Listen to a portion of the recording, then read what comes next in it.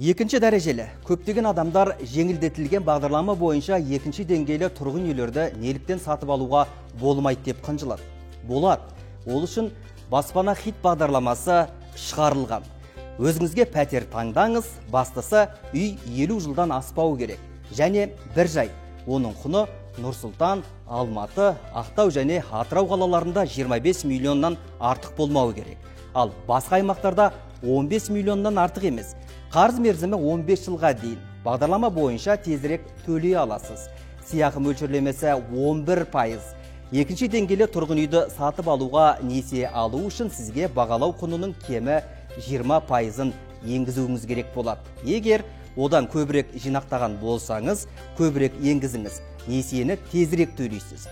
Баспананы Қазақстанның барлық аймақтарынан сатып алуға болады. Ол үшін екі қарапайым қадам жасау керек. Лайықты пәтер табу керек және 8 банктың кез келгеніне Халық, Центркредит, Сбербанк, Жусамбанк, АТФ банк, Фортебанк, банк, РБК немесе Евразиялық банкке жүгіну қажет. Қандай жағдай болмасын, ипотеканы рәсімдеуден бұрын жаңа пәтердегі өміріңіз қуанышқа толы болу үшін көбірек зерделеңіз, сараптаңыз, өзіңіздің мүмкіндіктеріңізді нақты бағалаңыз.